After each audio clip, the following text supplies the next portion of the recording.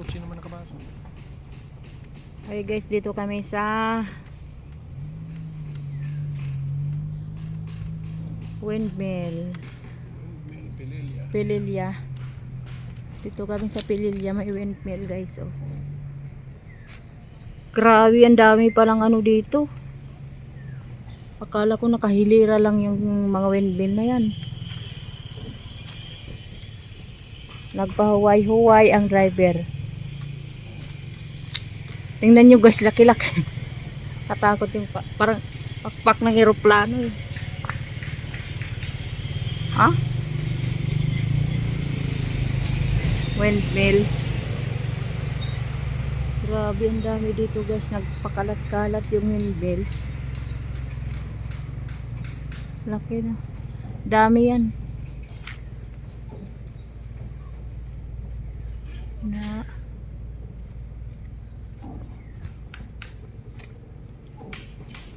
Ganda dito guys. May mga tindahan din.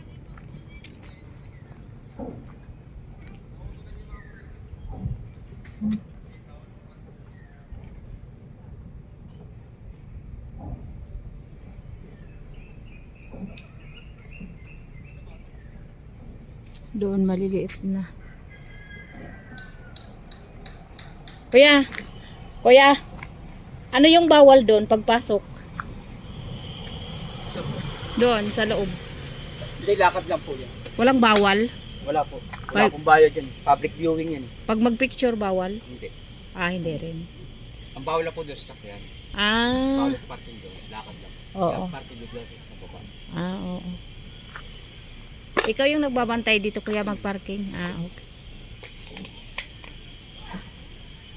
Yan.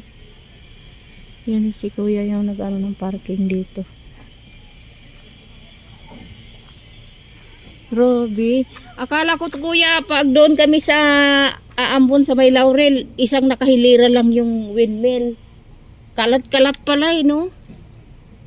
Ang lawak, dami. Mag-ilan kaya yan piraso? 27. Ah, 27 piraso yan. 27 piraso pala guys yung windmill na yan.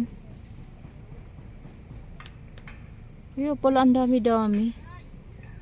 Ano yan? Yan yung kuryente dito, dyan na nanggagaling. Hindi, wala akong makuryente rito eh.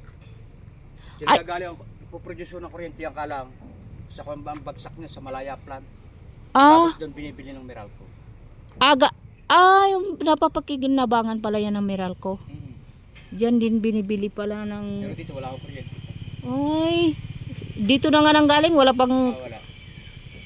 Kaya nga dapat priority meron dito. Oo. Ang gamit ng mga tao ito panay solar. Ah, solar. Ganun. Akala ko talaga gamit dito na kasi andito eh oh. Yung pala, binibinta din ni Marcos yan. Then, kung na private po yan. Ah, private ba yan? Kung nangyari ng Bena. Ah, Bena. So binilo kay Marcos daw yan ano dati. Kay Bena pala yan. Ako na nga ho yun, tatlong benta na eh. Ah, nakatatlong binta-binta na siya. Yung iba sira na doon, hindi na gumagana no? Hindi po po yun. Pagka po nakatigil, Oo. may tao po sa taas yun. Nagme-maintenance. Ah, may tao. Tapos taas. Mm. Naglalangis. Ah, ganun. Hindi pala siya kay Marcos. Private po yan. Private. 25 years pa raw bago i-turn over sa gobyerno. Ah, ganun. Tagal pa. Doon po sir sa loob. Hindi naman po. Galing. Ibig sabihin na yung ilaw sa ano galing pala dito talaga dito sa ano windmill na yan.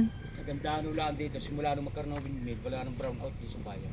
Ah, Dati, ganun. laging may brown out. Oo. Mag-produce ng kuryente. Oo nga. Kasi Pag malakas ang hangin. umiikot-ikot eh. Ay, walang hangin kaya mahina. Mm. Hindi naman pala kay Marcos yan. Bina pala ang may-ari yan. Yan pala yung mga ano, diyan bumibili ng kuryente. Indiano may-ari nito. Yung Bena, nakalagay Bena. Indiano pala. Doon sa kabila, parang konti na. Ang likod ba na po? Ito nagsusupply ng kuryente. Ayun guys, thank you for watching. Hirap din ang bagsak niya sa Malaya. Malaya flood. Wala mo kuryente.